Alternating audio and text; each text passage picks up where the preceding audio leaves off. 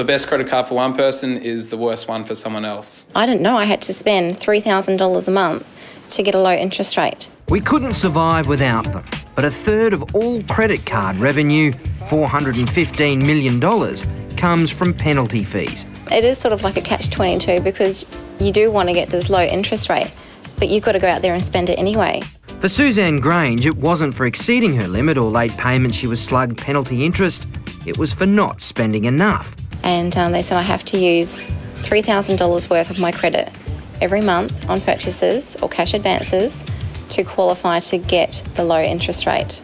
Financial products aren't a static thing. You really need to keep on top of them. CANSTAR CANNEX financial analyst Peter Arnold crunches credit card numbers every day and has found for the unwary there are serious financial traps. It's all about finding what sort of card user you are and then finding your card. We've got big spenders, everyday spenders, occasional spenders and habitual spenders. And each of those groups of people are after totally different cards. CANNEX has already done the work for us finding cards for your spending type.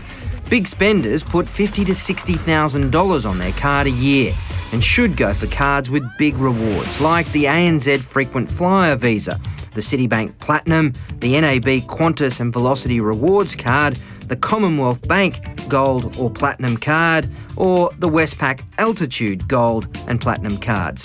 These cards do have a higher annual fee, but should pay for themselves. You're going to be getting $1,000 worth of rewards. You'll be getting free travel insurance. So if you're travelling, that'll pay for itself.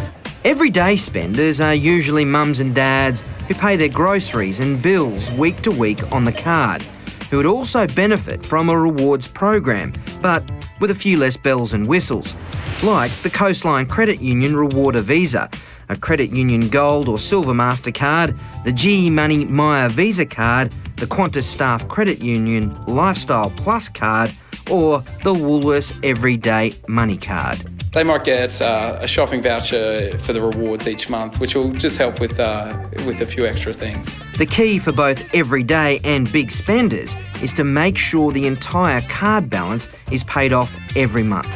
If you don't, you'll become what's called a habitual spender. This is a situation a lot of people can slip into. They put some money on their card, but they don't actually end up paying it off. They'll keep spending, maybe only pay just the bare minimum or just cover what they're spending. For habitual users, it's all about interest rates and fees. The lower, the better.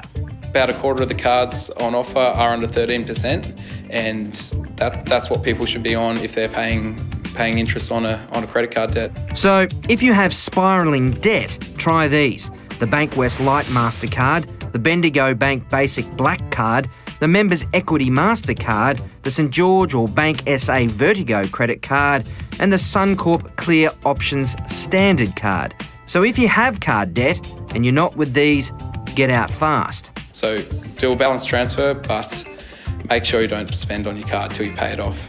For anyone who thinks a credit card is a necessary evil for internet purchases, look for cards with low or no fees at all, like the Heritage Building Society Visa Classic No Frills, the MECU Visa, the New South Wales Teachers Credit Union Teachers Credit Card, and the Statewide Credit Union Credit Card or the Victoria Teachers Credit Union Card. If you find yourself struggling with any financial debt, approach a financial institution and discuss further options. There are options. The key, according to Peter, is to reassess your spending every 6 months and then reassess your card, as banks are always changing their products.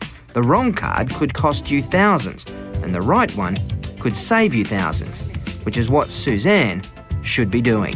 Well, I've got about $11,000 left owing on it. But it's very hard to find a credit card company at the moment to sort of take over a large amount like that for a credit card. That's Rodney Lowe's report.